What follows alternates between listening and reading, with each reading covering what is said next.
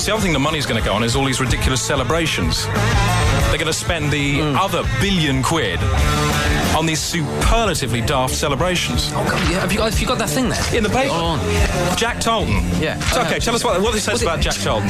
Jack Charlton is going to be launched into space in a rocket full of examples of British wildlife. And at the same time, get this, Stephen Hawking is going to be fired off too, but in totally the opposite direction. And then the rest of the budget is going to go on these kind of 2,000 mini-events. 2,000 of these things. Right. 2,000 monkeys are going to be driven into the sea in Lowestoft. Yeah, 2,000 sheep's eyes are going to be dropped on Sweden.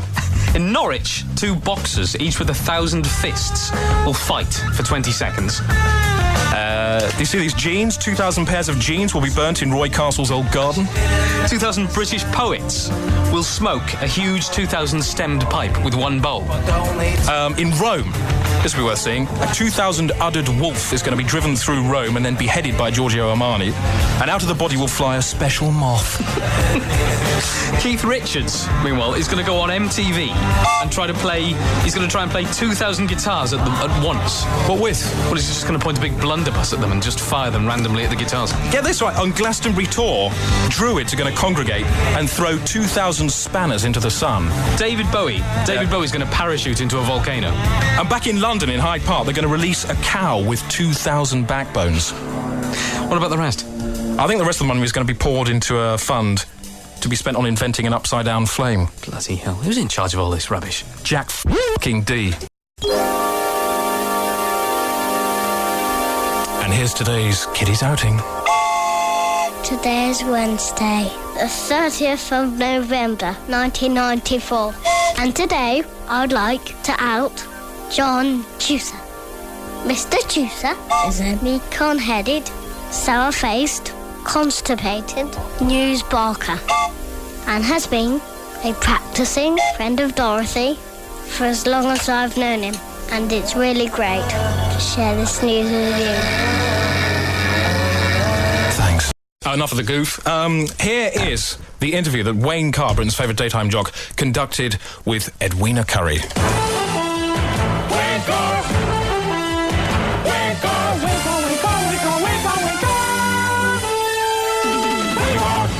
Right, well, this week's guest needs absolutely no introduction at all. Hello there.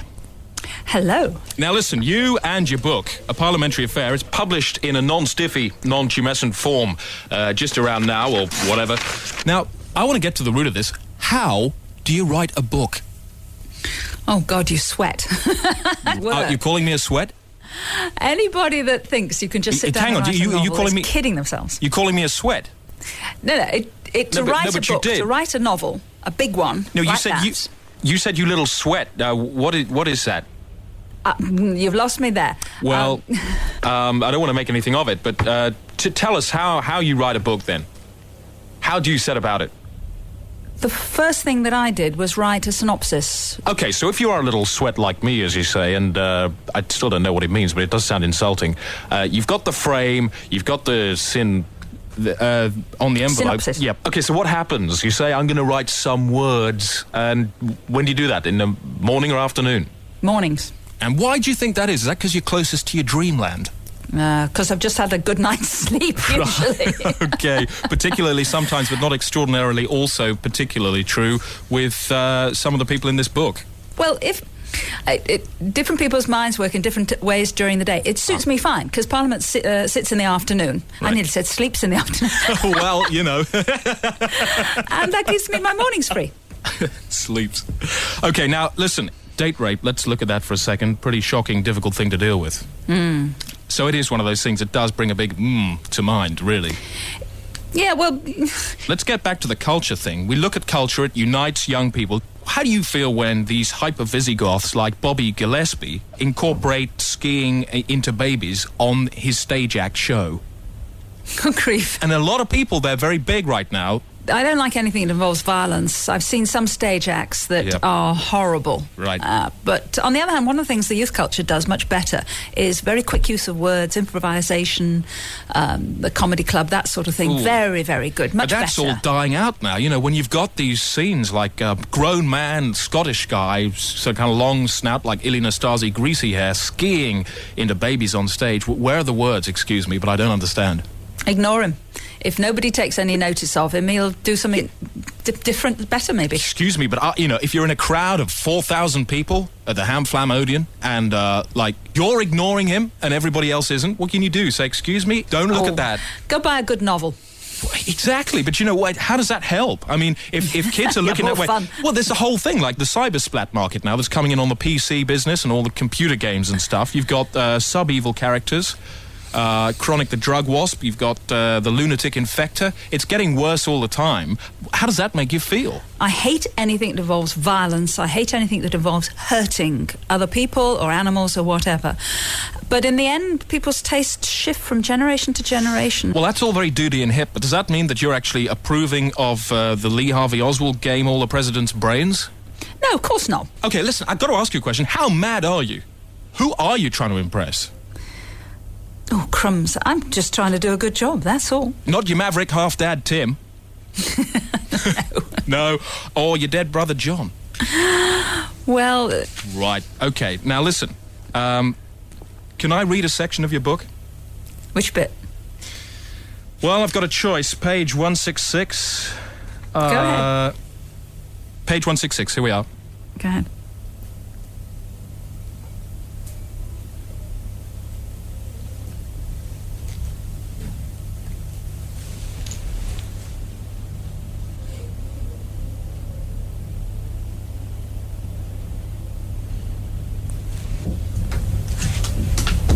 Hello? Hello?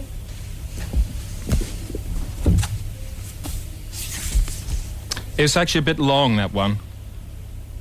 Thank you, Edwina. And listen, write a shorter book next time, because long doesn't always equal clever. Just a word of advice for you there, okay?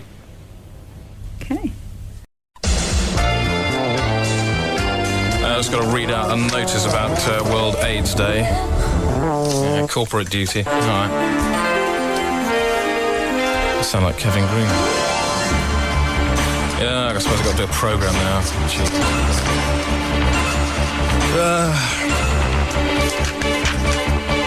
Okay, enthusiastic.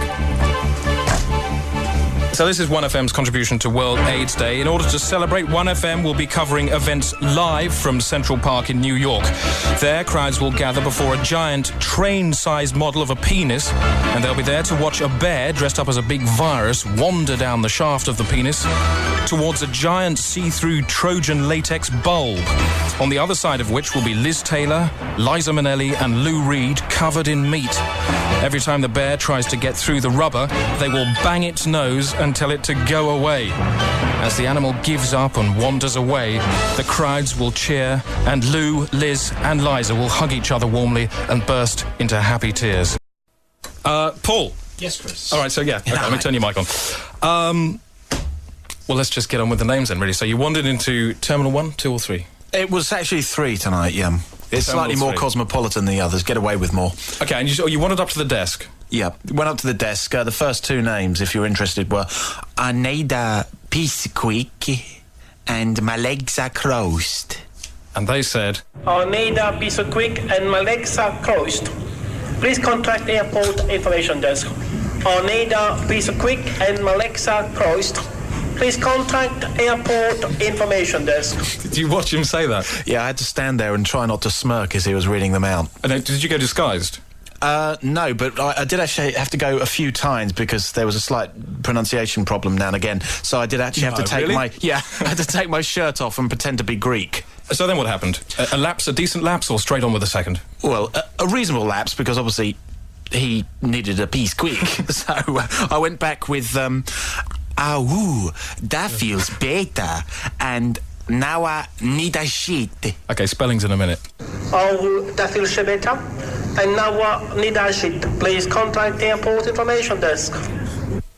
That feels better. Hang on. That feels better, and now I need a shit. Please contact Airport Information Desk. Oh, God, did you have eyeball contact with the guy? Well, I did for the first kind of 5 seconds of it and then lost it completely and had to look away. You obviously disturbed him greatly because he then went into a kind of medley of a kind of like a Dadaist cut-up. Yeah, he lost it. He totally lost it. Yeah. Oh, okay, I got that here. He started reading out everything at once. Your attention, please. With the following persons, please contact the Airport Information Desk. but that is better. That is better. Yep. Yeah. That feels better. He's thinking about it, isn't he? Yeah. Need a zit.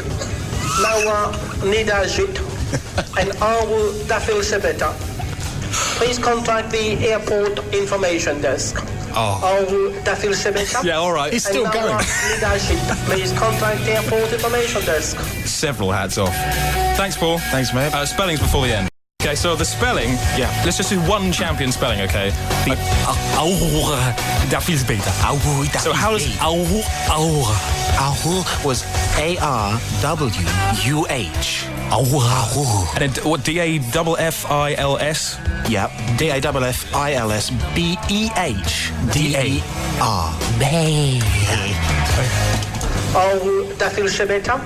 And now need a sheet. Please contact the airport information desk.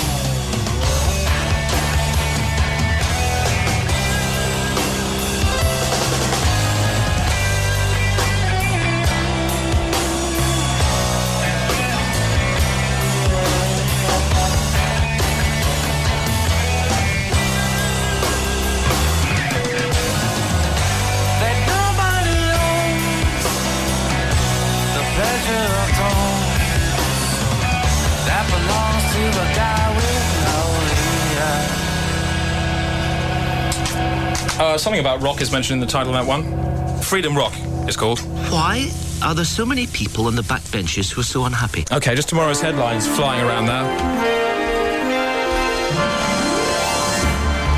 And the Times go with "Good luck, frog. Died in my pocket during budget speech," reveals Clark. New York Times: desolate Sinatra found urinating on paintings in Met.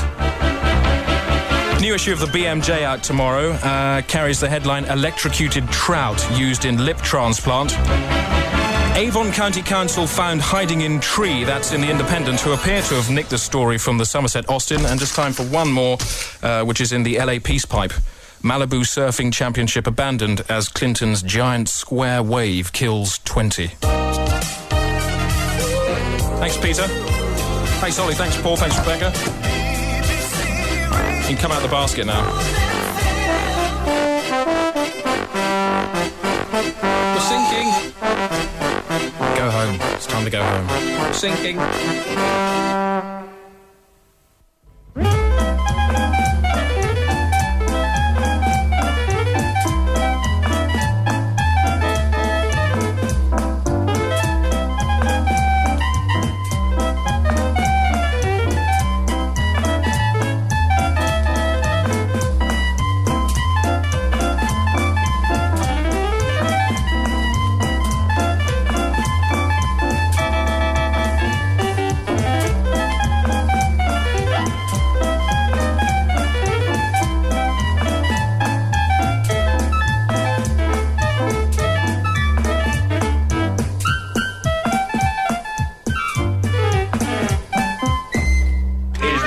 Got the medium music, most right,